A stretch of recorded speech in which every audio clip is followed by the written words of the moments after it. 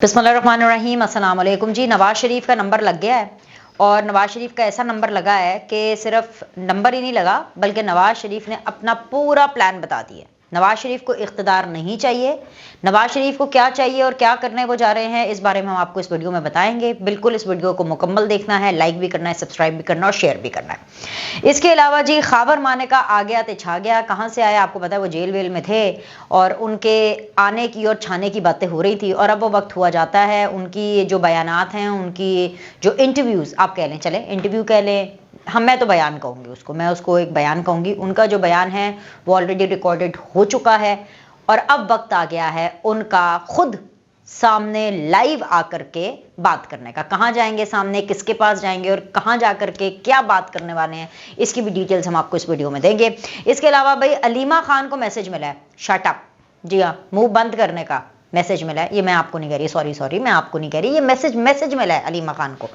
ये मैसेज किसने दिया, उनको क्यों दिया ये मैसेज, ये भी मैं आपको बताऊंगी। जो अलीमा खान ने बताया है वही मैं आपको बताऊंगी और बाकी आप खुद डिसाइड कर लीजिएगा। And last but never the least, आज की वीडियो की जो हाईलाइट है, मुझे ऐसे लगता है मेरी नज़र में, वो ये है कि इमरान खान फिर एक बम को लात मारने वाले हैं। मारने के बाद मार दी, इमरान खान ने बम को लात मार दी। उन्होंने खुदकुश हमला अपने ऊपर किया है, वो खुदकुश बमबार बन गए हैं। उन्होंने एक दफ़ा फिर से जो भी उनका बच्चा कुचा रह गया था, जो भी उसकी भी लुटिया डबो दी है। अब ऐसे इमरान खान ने क्या कर दिया है, कितनी सारी चीज़ें हैं ना, ये सब इस वीडियो में आपको बताएंगे। तो नवाज शरीफ साहब से शुरू कर लेते हैं। नवाज शरीफ साहब का नंबर कैसे लगा है जी, इस्लामाबाद हाई कोर्ट ने नवाज शरीफ साहब के वो जो 2018 के अंदर जो केसेस उन्होंने चैलेंज किए थे वो पेंडिंग पड़े हुए थे। अब नवाज शरीफ साहब जब वापस आए तो उन्होंने आकर के अपील के लिए अप्लाई किया कि भाई इनकी जो समाअत होनी चाहिए, ठीक है। उन्होंने इन समातों की अपील की और लुबे लुबाब ये है कि जी 21 नवंबर 21 नवंबर को जो नवाज शरीफ साहब के केसेस हैं, कौन कौन से केसेस हैं जी, ये है जी अल अजीज़िया रेफरेंस, एवन फील्ड, ये जो केसेस हैं इनको समाअत के लिए मुकर्रर कर दिया गया। मैं खैर कोई लीगल एक्सपर्ट नहीं हूँ, लेकिन जब मैंने लीगल एक्सपर्ट से, जिनसे भी मेरी बात होती है मुख्तलिफ स्कूल ऑफ थॉट के लोगों से, तो एक समाअत का एक केस है, ये एक समाअत का केस है। 21 नवंबर को ये समाअत के लिए लगे हैं। अगर 22 नवंबर को नवाज शरीफ को क्लीन चिट मिल जाती है और उसके बाद उनकी डिस्क्वालिफिकेशन खत्म हो जाती है, यानी बरियत मिल जाती है, बेसिकली क्लीन चिट से मेरा मतलब है अल अजीज़िया एवन फील्ड में बरियत मिल जाती है, तो आपने घबराना नहीं है। इमरान खान तो बिल्कुल भी ना घबराए, ठीक है। सो 21 नवंबर बड़ा दिन है और 22 नवंबर 21 नवंबर से भी बड़ा दिन है, क्योंकि क्या कहते हैं, मुद्दई लाख बुरा चाहे तो क्या होता है, वही होता है जो मंजूर खुदा होता है। तो भाईजान लाख बुरा चाहने की कोशिश की जनरल बाजवा, जनरल फैज, इमरान खान ने नवाज शरीफ की, लेकिन वही होता है जो मंजूर खुदा होता है। तो अब खुदा ताला को ये मंजूर है और इसकी निशानियां हमें नजर आ रही हैं कि नवाज शरीफ वापस आए हैं और अब अपीलें भी लग गई हैं और अब समातें भी मुकर्रर हो गई हैं और अब बरियत भी होनी है। ये बरियत होनी ही होनी है, ये आप लिख कर ले लें, ठीक है। अच्छा, अब जाहिर सी बात है जब नवाज शरीफ का नंबर लगेगा तो नवाज शरीफ भरपूर एक्शन के साथ आगे बढ़ेंगे। तो उन्होंने जी मुलाकातें की हैं, बलूचिस्तान में तो की हैं। इसके अलावा उन्होंने चैम्बर ऑफ कॉमर्स के जितने भी ताजरान थे उनसे भी मुलाकातें की, इकोनॉमी के ऊपर बात की और भाई उन्होंने अपना प्लान बता दिया नवाज शरीफ साहब ने। नवाज शरीफ का प्लान ये है कि अगर उनको 2/3 मेजॉरिटी भी मिलती है और अगर उनको सिंपल मेजॉरिटी भी मिलती है, चाहे सिंपल मेजॉरिटी मिले और तब तो ऑब्वियसली सबको मिलकर के ही चलेंगे आगे, लेकिन 2/3 मेजॉरिटी भी मिलती है तो नवाज शरीफ ने अपना खड़ाक दिखाया और उन्होंने कहा है कि भाई उनको इख्तिदार नहीं चाहिए, 2/3 मेजॉरिटी भी मिलेगी तो तब भी वो एक नेशनल गवर्नमेंट की तरफ जाएंगे। नेशनल गवर्नमेंट का मतलब है कि वो सबको साथ लेकर के चलेंगे, बाकी पॉलिटिकल पार्टीज को अकोमोडेट करेंगे। मैं आपको याद करा दूं 2013 के अंदर जब नवाज शरीफ ने इलेक्शन जीता था, जिस इलेक्शन के बारे में इमरान खान ने बड़ा शोर मचाया था कि ये रिग्ड है, और फिर उसके बाद वो पूरा का पूरा लॉन्च करने का इमरान खान को एक प्लान बनाया गया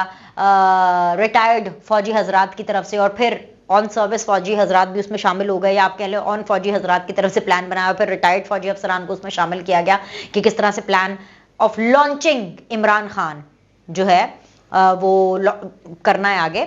तो तब भी जब नवाज शरीफ ने कहा था कि भाई जिस सूबे में जिसने जीता है इलेक्शन, जिस सूबे में जिस पार्टी को अक्सरियत मिली है, वही जो है अपनी हुकूमत बनाए। और इसके बरक्स जब इमरान खान 2018 में उन्होंने जब इलेक्शन जीते, जैसे भी जीते, ठीक है, लंगड़े लूले किस्म की जीत थी उनकी, उन्होंने पंजाब में बड़प्पन नहीं दिखाया। पंजाब में उन्होंने अपने साथ काफ लीग को मिलाया, आजाद उम्मीदवारों को मिलाया, सबको मिला मलू के, हालांकि सीटें नून लीग की ज्यादा थी पंजाब में। तो ये जो सियासी बसीरत वाले लोग होते हैं ना, जो लीडर्स होते हैं, जो विजनरी लीडर्स होते हैं, वही इसी किस्म के फैसले करते हैं। तो इस दफा भी नवाज शरीफ का प्लान ये है जो खुद नवाज शरीफ ने बताया है, इसलिए ये मेरी नजर में बहुत मोतबर और बड़ा प्लान है, क्योंकि नवाज शरीफ ऐसे कोई बात नहीं बोल देते। नवाज शरीफ होशो हवास में बात बोलते हैं, इमरान खान की तरह ऐसे नहीं कि नीम बेहोशी में बातें बोलते हैं, ठीक है। तो नवाज शरीफ का प्लान ये है कि नेशनल गवर्नमेंट की तरफ जाया जाएगा 2/3 मेजॉरिटी की सूरत में भी, क्योंकि उनको इख्तिदार का कोई लालच नहीं है।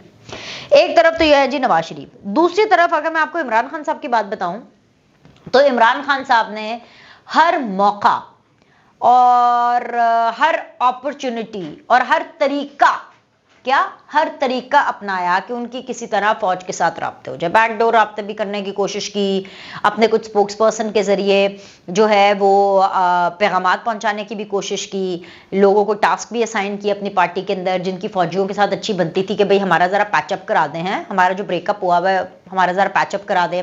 फिर उसके बाद तड़ियां लगाने की भी कोशिश की, धमकियां देने की भी कोशिश की। अच्छा नहीं, कोशिश नहीं की, एक्चुअली तड़ियां और धमकियां लगाई, तड़ियां और धमकियां लगाई। फिर बदनाम करने की भी कोई हर हरबा उन्होंने इस्तेमाल किया, और कोई अपॉर्चुनिटी इमरान खान ने जाने नहीं दी कि किसी ना किसी तरह उनका एक कनेक्शन बन जाए। एक दरवाजा तो खुले भाईजान, नॉक नॉक, कौन है जी, हेलो हेलो, जीएचक्यू में कोई है, हेलो हेलो, प्लीज दरवाजा खोल दें। पर वो दरवाजा नहीं खुल रहा। तो अब फिर इमरान खान साहब ने गुस्से के अंदर अगलों को भड़काने के लिए, किसको, फौजियों को भड़काने के लिए कि हाँ जी आप मेरी बात नहीं सुन रहे, उन्होंने अपना एक प्लान बनाया, और वो प्लान जाहिर सी बात है लीक हो गया। किससे लीक हुआ है? ऑब्वियसली वो जो प्लान है वो उनके जो लॉयर्स हैं उन्हीं से लीक हुआ है कि इमरान खान ने डिसाइड किया कि जो 9 मई के वाकयात के अंदर इन्वॉल्व लोग हैं, और वो लोग जिन्होंने 9 मई में भी इमरान खान का साथ दिया, और साथ देने के बदले उनकी ऐसी तैसी मिट्टी पलीत हुई, और अभी भी वो जेल के अंदर जो है ख्वार हो रहे हैं।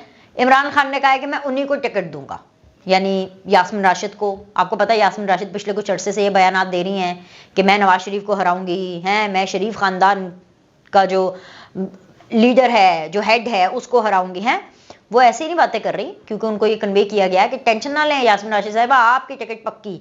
एजाज चौधरी साहब टेंशन लेनी है आपने, आपका बीपी जितना भी ऊपर नीचे जाए इमरान खान ने आपको टिकट देनी है। हैं उमर सरफराज चीमा साहब टेंशन लेनी है आपने, जितनी चाहे मर्जी आपकी दाढ़ी बढ़ जाए, हमने आपको टिकट देनी है। खतीजा शाह जो चाहे मर्जी हो जाए, इस दफा तो आपका टिकट पक्का। सनम जावेद जो चाहे मर्जी हो जाए, आपका तो टिकट पक्का। सनम जावेद को चाहे इमरान खान साहब जमान पाक में अंदर भी ना बुलाएं, लेकिन उसको टिकट उन्होंने देना है। मामला ये है कि इमरान खान साहब ये मंसूबा इसलिए बना रहे हैं, और इन लोगों को इसलिए ये पैगाम पहुंचाया गया है कि डट के रहना ते किसी होर ते ना रहना, जागते रहना ते खान साहब ते ना रहना। मैं तो इनको ये कहूंगी, लेकिन इमरान खान साहब ने इनको अपने वकीलों के जरिए पैगाम पहुंचाया कि वेरी गुड, वेल डन, अगली टिकट आप लोगों की पक्की। मगर मसला ये है कि ये इलेक्शंस लड़ भी लेंगे तो कुछ हो नहीं पाएगा। ये इमरान खान साहब का प्लान फ्लॉप है। इस प्लान का इमरान खान साहब को मजीद नुकसान होगा, क्योंकि इन्होंने फौजियों को तपाने की कोशिश की है, इन्होंने इस्टेब्लिशमेंट के साथ मजीद बिगाड़ने की कोशिश की है अपनी तरफ से। तो इमरान खान को लगा कि जी वो ये करेंगे, इनका प्लान लीक आउट होगा तो फौजी भाई फिर से परेशान हो जाएंगे, हैं अच्छे 9 मई वाले फिर से आ गए और अब ये जेल के अंदर से बैठ करके इलेक्शन लड़ेंगे। लेकिन ये प्रैक्टिकल इसकी इंप्लीमेंटेशन नहीं हो सकती। उसकी वजह यह है क्योंकि इलेक्शंस जो हैं वो कैंपेनिंग के जरिए होते हैं, इलेक्शन के लिए पैसे लगने होते हैं जेल के अंदर बैठ करके। अब इनमें से कोई भी इस लेवल का तो लीडर है नहीं कि चलो जी इमरान खान के लेवल का ही हो। इमरान खान साहब से भी नीचे के हैं बहुत, और भी निचले लेवल के लीडर्स हैं, तो इनसे नहीं हो पाएगा। ये कोई नवाज शरीफ या बेनज़ीर तो है नहीं कि अगर जेल में बैठे होंगे, या भुट्टो साहब तो है नहीं, या कोई मतलब इस लेवल के लीडर तो है नहीं ना यास्मीन राशिद, ना एजाज चौधरी, ना उमर सरफराज चीमा, ना सनम जावेद, ना खतीजा शाह, समझ रहे हैं। इमरान खान जेल के अंदर से भी अगर इलेक्शन लड़े, अब तो वो नहीं लड़ सकते, डिस्क्वालिफाइड है। अगर इमरान खान साहब, मान लिया कि अगर इमरान खान साहब जेल के अंदर से इलेक्शन लड़ते हैं, तो फिर उसके बारे में हम ये सोच सकते थे कि हाँ शायद यहां से जीत जाएं, ना जीते वो। ये तो जेल के अंदर से लोग बिल्कुल भी नहीं जीत सकते। तो सिर्फ इमरान खान साहब ने इनको एक चूरन बेचा कि ये किसी तरह डटे रहे और ये मेरे खिलाफ ना हो, और वहां से एक तीर से दो शिकार किए हैं, उनको चूरन बेच दिया इन लोगों को, और वहां से जो एस्टैब्लिशमेंट है, जो फौजी भाई हैं, उनको मजीद तपाने की कोशिश की है कि चलो जी अब मैं ये पत्ता फेंक के देखता हूँ, क्या पता आ जाए मुझसे बात करने के लिए, ठीक है। तो ये मैं आपको देखे ना कंपैरिजन, आप देखे, मैंने नवाज शरीफ के बारे में बात की, 2/3 मेजोरिटी भी हो गई तो हम नेशनल गवर्नमेंट बनाएंगे, और एक तरफ इमरान खान है, खुद ना किसी काबिल, ना इलेक्शन लड़ने के काबिल, ना खुद पार्टी के किसी काम के, ना किसी और को पार्टी के किसी काम के लिए आने दे रहे हैं। एक अच्छी खासी पॉलिटिकल पार्टी का सत्यानाश कर दिया अपनी ईगो, अपनी मैं के अंदर। तो अब आप खुद ही देख लें। अच्छा जी, एक तो ये सत्यानाश है जो उन्होंने खुद किया है, एक सत्यानाश है जो खावर मानेका इनका करने वाले हैं, क्योंकि खावर मानेका जी अब शहर शहर जाएंगे, क्रिया क्रिया, गली गली, नगर नगर जा करके वो बातें करेंगे कि इद्दत में शिद्दत कैसे हुई, कि कैसे निकाह हुआ, और कोर्ट भी जाएंगे। ये मैंने आपको खबर कोई 1-2 महीने पहले भी दी थी कि खावर मानेका जो हैं वो इस हवाले से बिल्कुल तैयार हो गए हैं।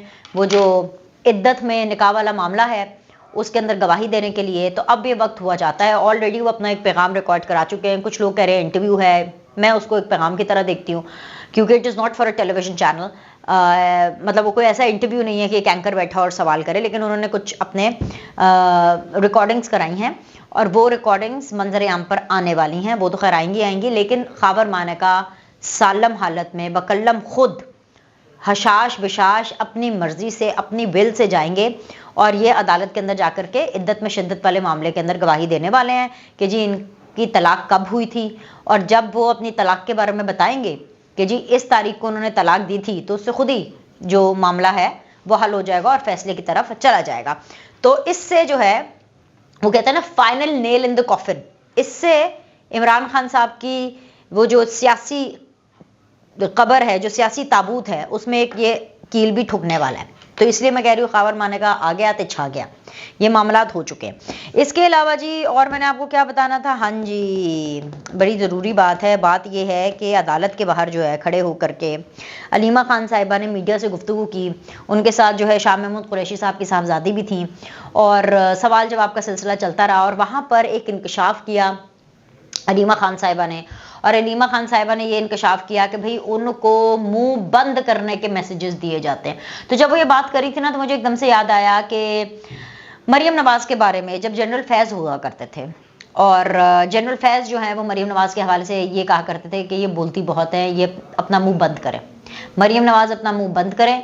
और अलीमा खान साहिबा ने कुछ इसी किस्म का बयान दिया है। उनसे पूछा गया, सहाफ़ियों ने पूछा उनसे, रिपोर्टर्स ने पूछा उनसे कि भाईजान ये जो बुशरा बीबी हैं इनकी गिरफ्तारी अमल में आने वाली है। तो अलीमा खान ने बेसिकली बुशरा बीबी को ये पैगाम दिया कि तू कल ही नहीं जिदी गिरफ्तारी होनी है, एने नंबर ना टांग, सीधी सी जो बात है।